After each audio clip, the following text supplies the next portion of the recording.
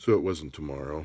It was the following day. It's Saturday, so I have some time to do that this morning. To continue reading the very, very long. Usually introductory chapters are short, but what's funny is with the Better Critical Thinking book, the introduction is like way longer than the actual chapters. So, like, I think the first part was 36 minutes, and usually most of these chapters have been around 13 or so minutes.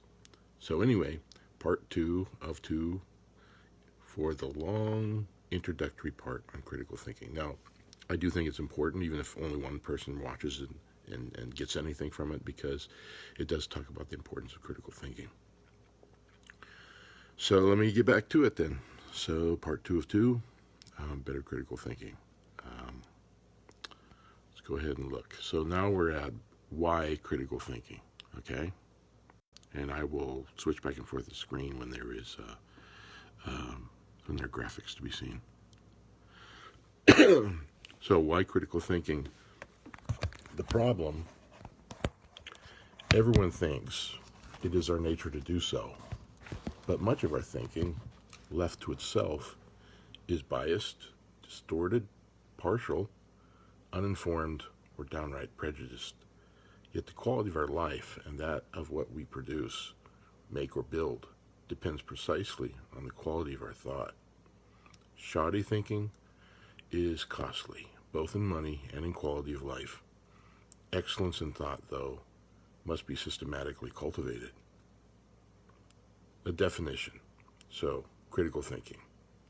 In a rich sense of the term, it's self-guided, disciplined thought that attempts to reason at the highest level of quality in a fair-minded way. People who think critically consistently attempt to live rationally, reasonably, and with empathy. They are keenly aware of the inherently flawed nature of human thinking when left unchecked. They strive to diminish the power of their egocentric and sociocentric tendencies. We all have them.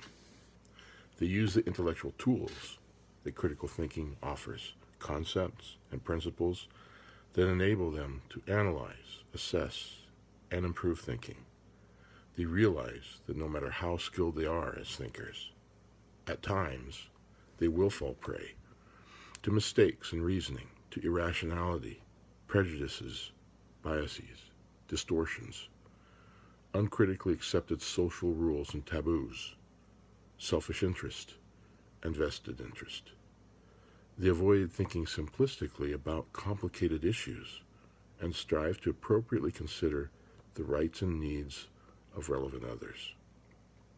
They embody the Socratic principle, which is, the unexamined life is not worth living. They are connected with their own intellectual development, as well as the cultivation of fair-minded, critical societies. And that's why I'm doing this. Really 2 reasons. One is to improve my own thinking, because we all slip into whatever's easiest. And we all have our biases no matter how hard we work on them. And the second thing is to share with whoever might get 1 or 2 ideas out of this that helps them in their own life and in improving their own fair-mindedness. What's the result? A well-cultivated critical thinker raises vital questions and problems, formulating them clearly and precisely, gathers and assesses relevant information, using abstract ideas to interpret it effectively, comes to well-reasoned conclusions and solutions, testing them against relevant criteria and standards, thinks open-mindedly within alternative systems of thought, recognizing and assessing, as need be, their assumptions, implications, and practical consequences, and communicates effectively with others in figuring out solutions to complex problems. Critical thinking is, in short, self-directed, self-disciplined, self-monitored, and self-corrective thinking. It requires rigorous standards of excellence and mindful command of their use. It entails effective communication, problem-solving abilities, and a commitment to overcoming our native egocentrism and social centrism. Now here's a nice little diagram. Okay, about thinking. So you see the object, okay, or whatever it is you're considering, the object. You think about the object. The thing must have a logic, something to figure out, okay? So there are intellectual standards critical thinkers use to assess whether the logic in our mind mirrors the logic of the thing to be understood. These intellectual standards include clarity, precision, relevance, accuracy, depth, breadth, logic, and fairness.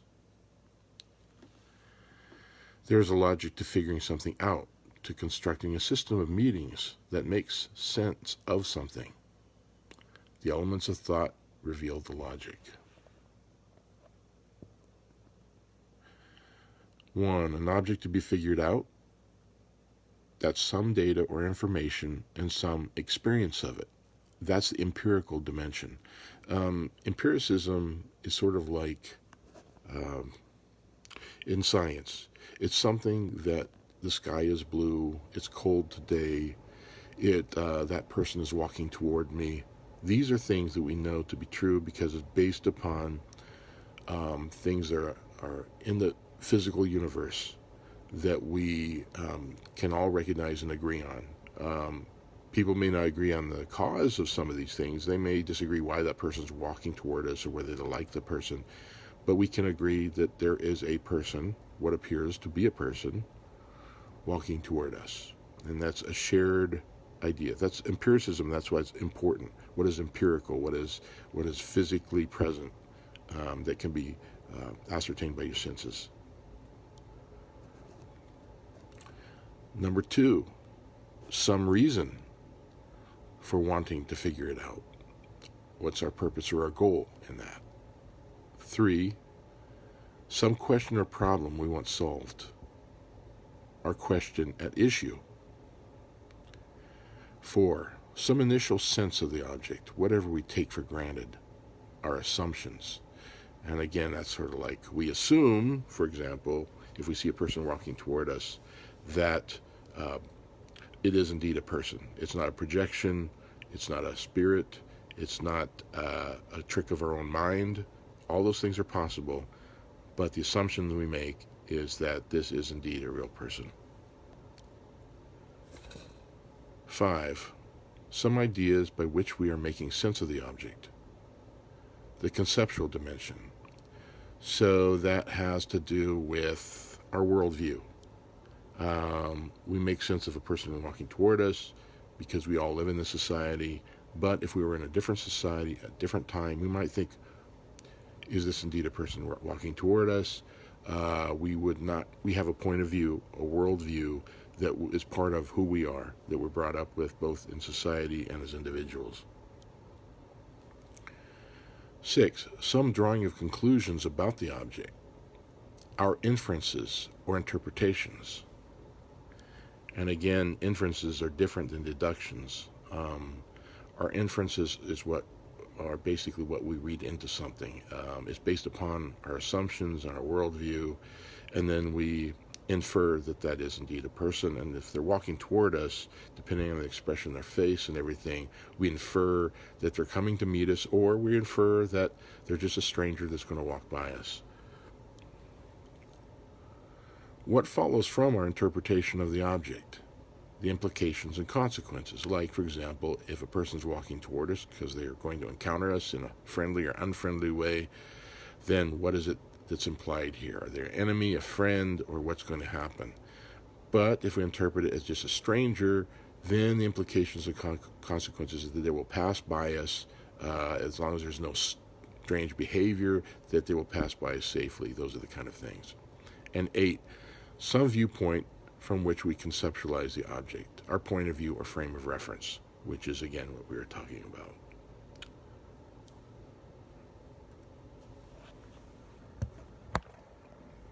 So analyze your thinking, focusing on the elements of reasoning.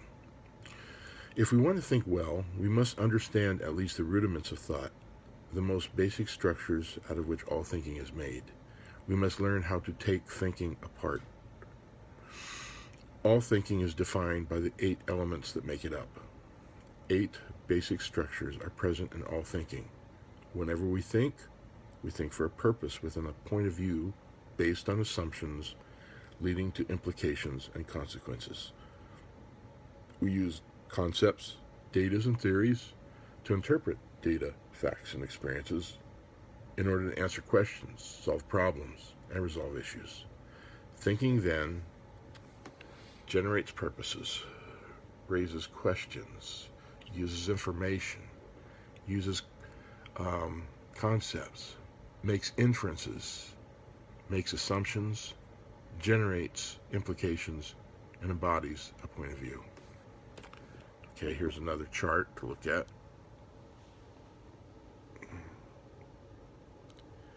So, within context, the world that, in general, the situation, the world, whatever the context is, these are the elements of thought.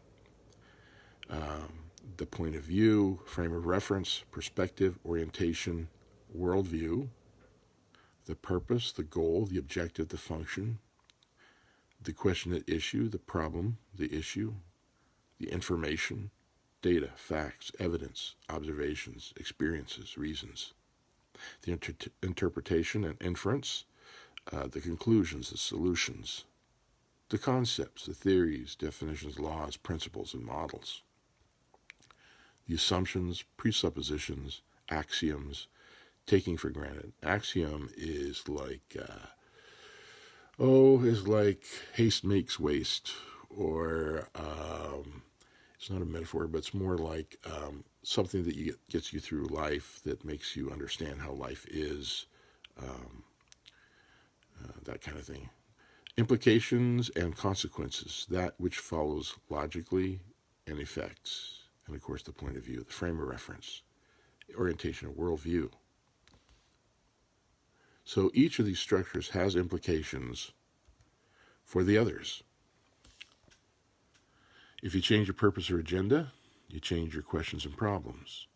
If you change your questions and problems, you're forced to seek new information and data.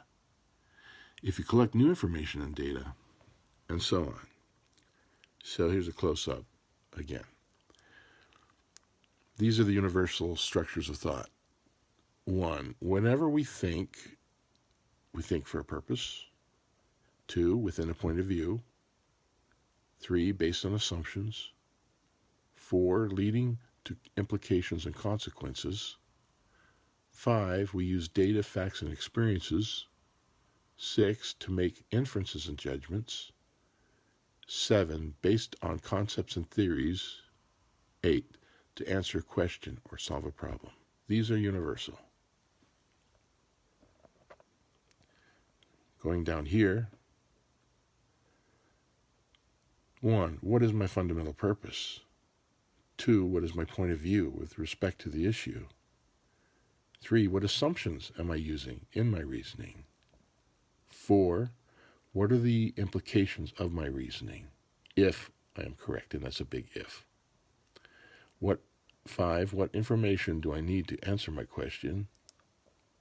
6, what are my most fundamental inferences or conclusions? 7, what is the most basic concept in the question? And 8, what is the key question I am trying to answer? And they all kind of inform each other. So there's another chart. Now back to the talk. All right. So, assess your thinking using reasonable standards. How do you do that? Reasonable people judge reasoning by intellectual standards. When you internalize these standards and explicitly use them in your thinking, that means don't just hide them. You have to put them on the table and say what these standards are. Your thinking becomes more clear, more accurate, more precise, more relevant, deeper, broader, and more fair. You should note that we focus here on a selection of standards. Among others are credibility, sufficiency, reliability, and practicality. Some questions that employ these standards are listed on the following page. Clarity. Something that's understandable and the meaning can be grasped easily. Accuracy. Free from errors or distortions, whether something's true or not. Precision. Exact to the necessary level of detail, and that means the necessary level is not always the same. Relevance. Relating to the matter at hand. If it's not relevant, it's not part of the issue you're trying to work through and find the answer to. Depth.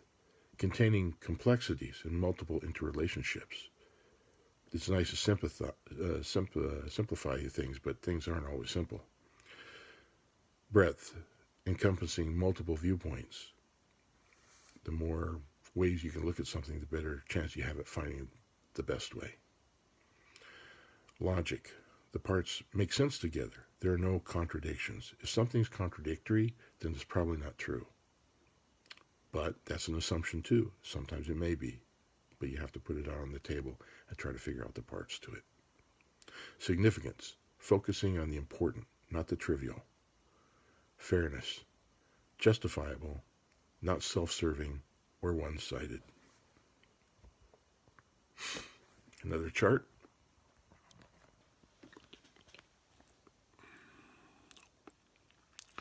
Here are ways to ask questions and get at these issues. So for clarity, questions could be, could you elaborate further? Could you give me an example? Could you illustrate what you mean? Accuracy. Questions would be, how can we check on that? How can we find out if that's true? How can we verify or test that? Precision. Could you be more specific? Could you give me more details? Could you be more exact? Relevance. How does that relate to the problem? How does that bear on the question? How does it help us with the issue? Depth. What factors make this a difficult problem? What are some of the complexities of this question? What are some of the difficulties we need to deal with? Breadth. Do we need to look at this from another perspective? Do we need to consider another point of view? Do we need to look at this in other ways? Logic. Does all this make sense together? Does your first paragraph fit in with your last? Does what you say follow from the evidence? Significance. Is this the most important problem to consider? Is this the central idea to focus on? Which of these facts are most important? And fairness. Do I have any vested interest in the issue? I mean, is it self-serving? Is it something that I want the ending to be a certain way, so then I shape the whole argument a certain way to get the ending that I want? Am I sympathetically representing the viewpoints of others?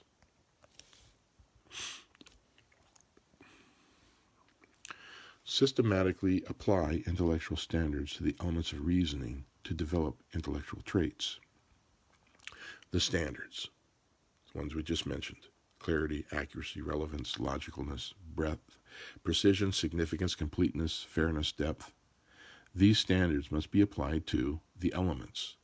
Those are the things that we're trying to work through: the purposes, the questions, points of view, the information, the inferences, the concepts, the implications, and the assumptions. And as we learn to develop these things, these intellectual traits, which are goals for all of us to get better at. None of us will ever be perfect at it, but we can get better.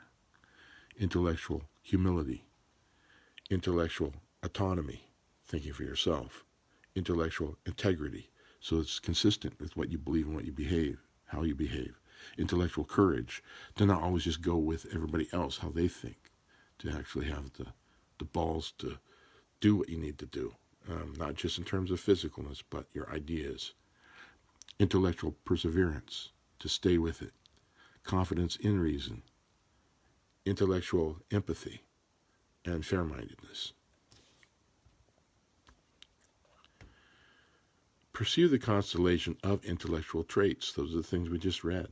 And that's what this portrays. These are the different traits that we want to try to cultivate in ourselves. And it goes into a breakdown of what they are. So, intellectual humility versus intellectual arrogance. Having a consciousness of the limits of one's knowledge, including a sensitivity to circumstances in which one's native egocentrism is likely to function self-deceptively, sensitivity to bias, prejudice, and limitations of one's viewpoint.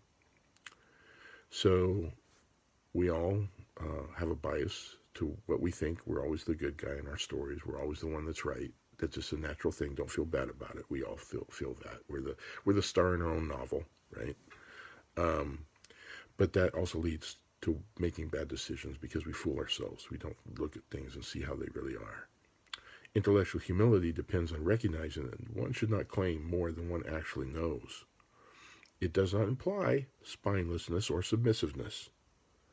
It implies the lack of intellectual pretentiousness, boastfulness, or conceit, combined with insight into the logical foundations or lack of such foundations of one's beliefs. Next one is intellectual courage versus intellectual cowardice. Having a consciousness of the need to face and fairly address ideas, beliefs, or viewpoints to which we have strong negative emotions and to which we have not given a serious hearing. We just hear a term and we immediately say no. Well, sometimes there are ideas that can open your mind to a broader perspective on what's going on. This courage is connected with the recognition that ideas considered dangerous or absurd are sometimes rationally justified, in whole or in part, and that conclusions and beliefs inculcated in us, that means created in us, developed in us over time, inculcate. I hope you enjoy learning. Maybe we're hearing some words you haven't heard for a while. Inculcated in us are sometimes false or misleading. To determine for ourselves which is which, we must not passively and uncritically accept what we have learned.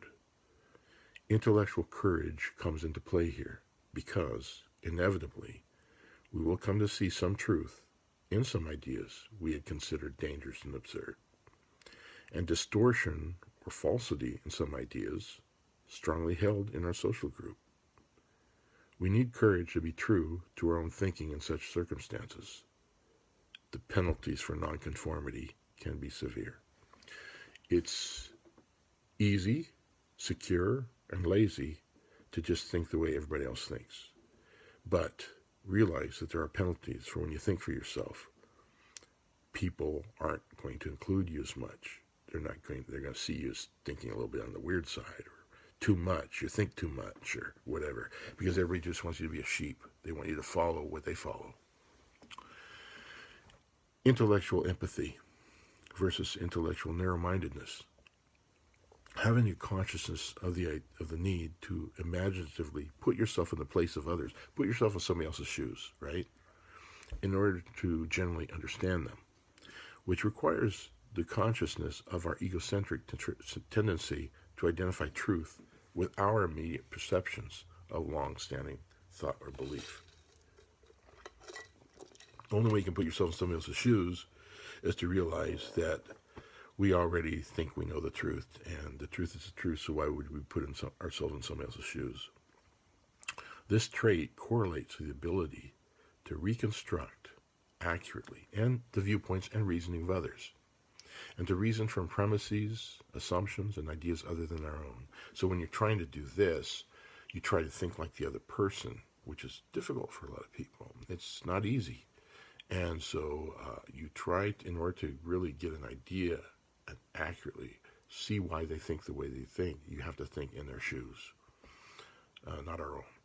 This trait also correlates with the willingness to remember occasions when we were wrong in the past, despite an intense conviction that we are right, and with the ability to imagine our being similarly deceived in the case at hand.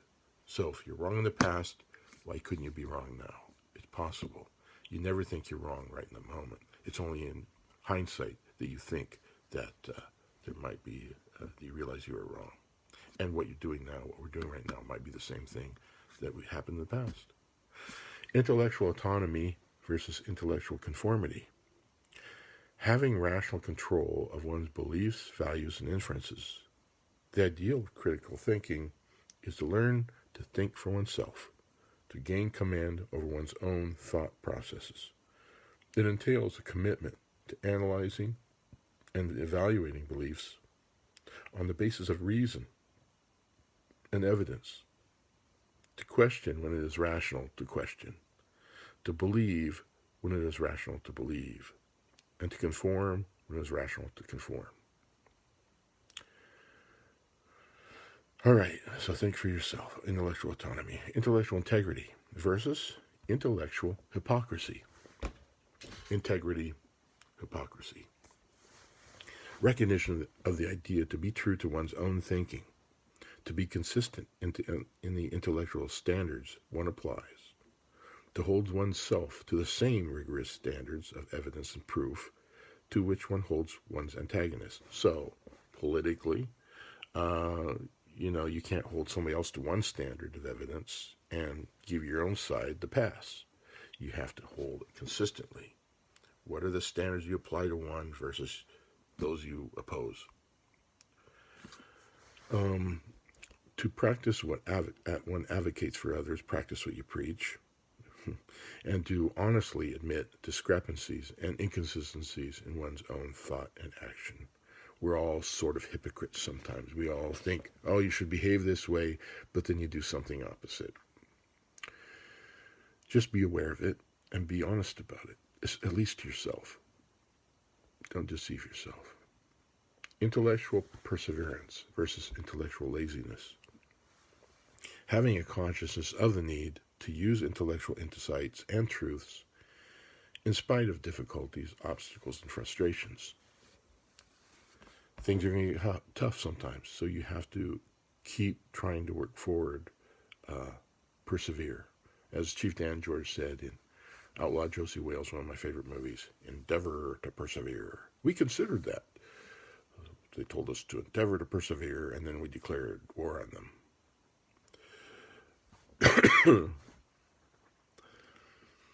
Firm adherence to rational principles, despite the irrational opposition of others. When you start trying to think methodically and being rational, people are just going to start throwing emotions at you. A sense of the need to struggle with confusion and unsettled questions over an extended period of time in order to achieve deeper understanding or insight. You probably all have had some question in your life that you encountered when you were young. It might be one of morality, it might be one of society, it might be a number of things. It might be something you know about yourself and you're struggling with that. So if you go with those rational principles, you got to realize sometimes there's not going to be an easy answer. There's going to be this but that kind of a situation. And it may not just be for a day. It may be years. It may be most of your life you're struggling with something. And there's a way that you have to kind of accept that struggle, that ambiguity. But accepting maybe there will be no answer, you will achieve a deeper understanding of yourself and an insight about the problem. You just have to stick with it and accept that there may not be an answer, but it may be something that brings up new answers for you.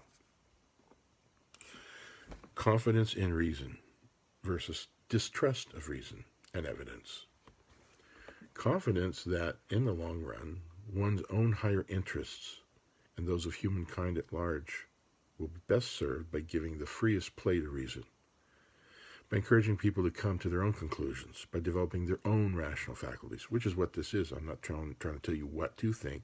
I'm trying to help give you tools to think better with. By encouraging, faith that with proper encouragement and cultivation, people can learn to think for themselves. I believe that of you. You can get better. We all can get better at learning to think for ourselves using reason.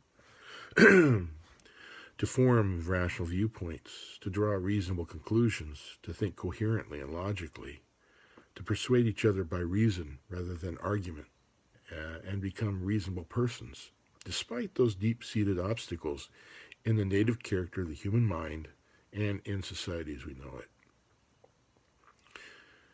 Fairmindedness versus intellectual unfairness. Having a consciousness of the need to treat all viewpoints alike without reference to one's own feelings or vested interests, or the feelings or vested interests of one's friends, community, or nation.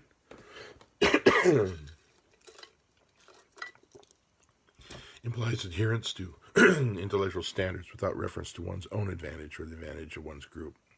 So these standards should be always the same, whether they're your guys or the other guys. The standards should remain the same.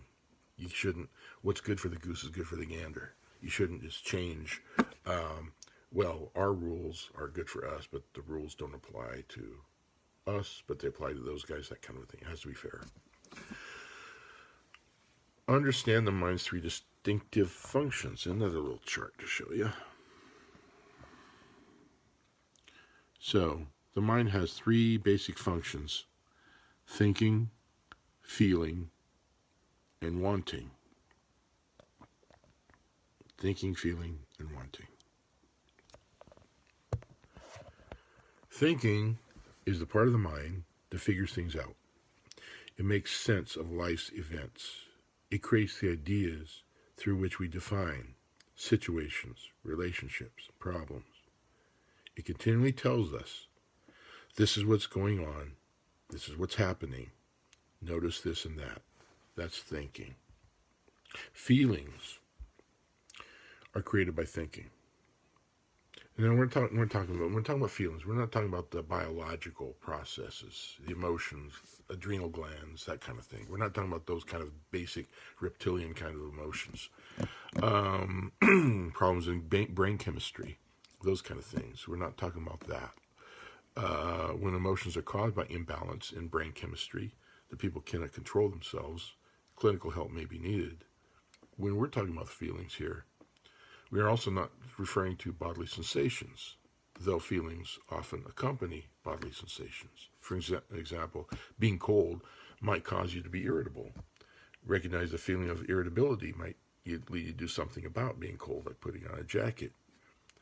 Finally, though, the terms feelings and emotions might be used in some cases to refer to different phenomena.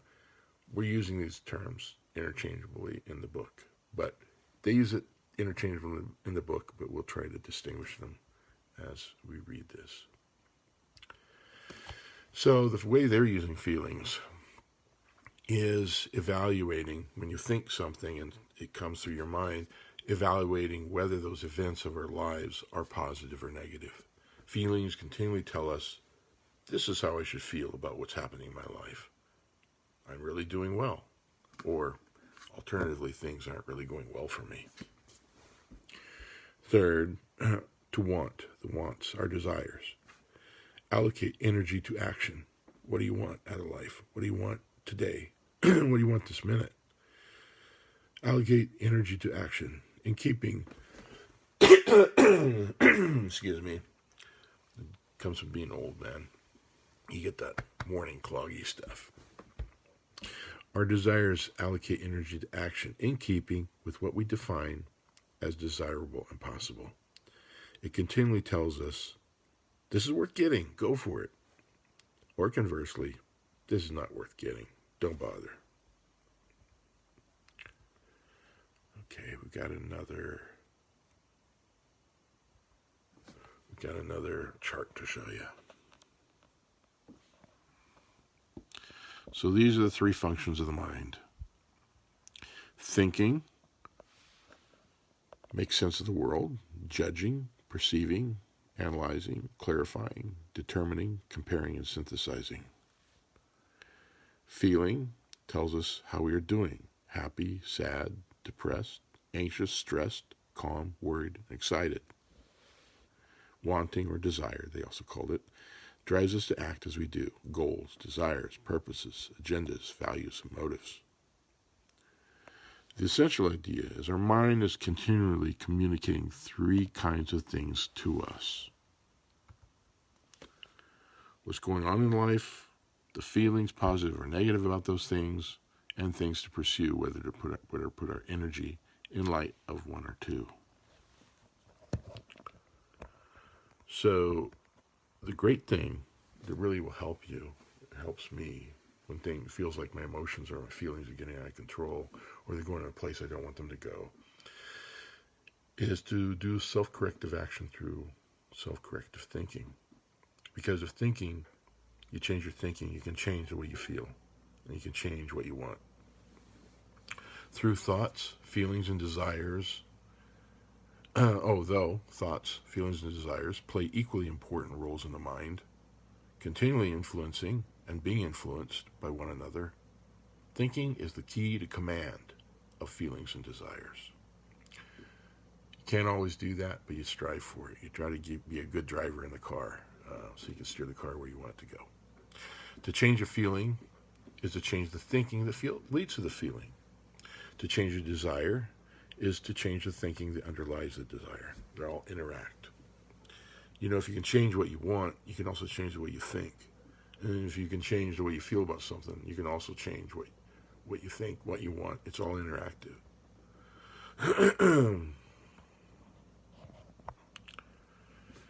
The thing is, as they kind of bring about in this diagram,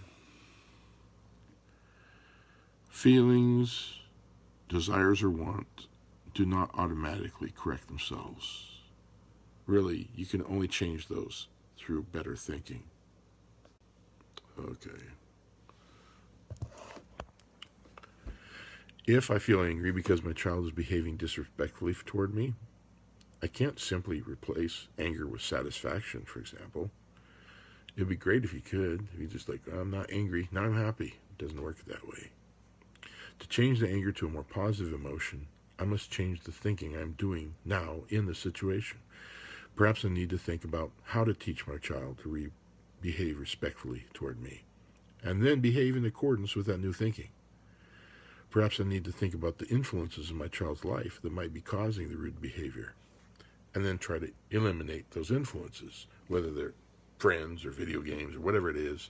You have to think to try to fix the situation. In other words, I get control of my emotional state through my thinking.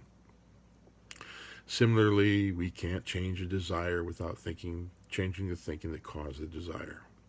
Suppose, for example, two people, Jan and John, have been in a romantic relationship, but John has broken off the relationship. Suppose that Jan still wants to be in that relationship.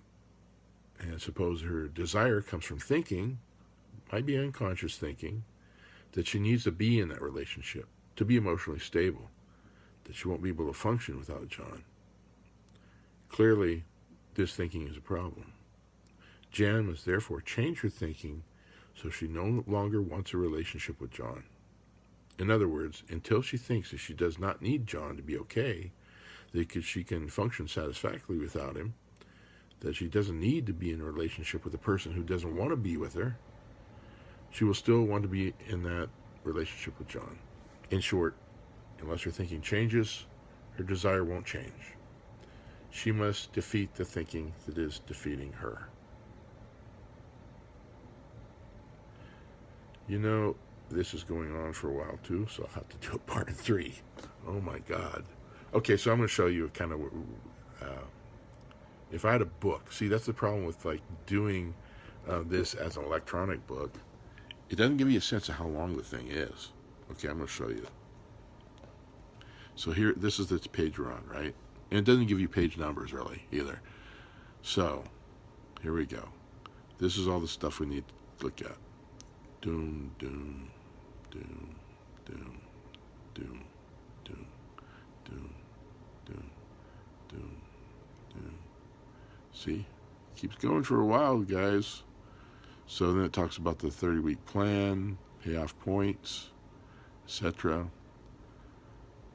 And it gives you notes, places for notes. What the heck is this? More of it? Oh, that's the day one that we go back to. So we probably at least have one more day. I think I've been talking about, 30 minutes or so anyway.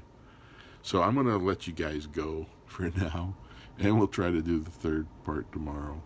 But I think it is helpful for at least some of us. And if it's not helpful for you, then don't watch it. That's what I always say. Don't watch it, but it's helpful. It's helpful for me. And I'll share that with whoever else it finds helpful.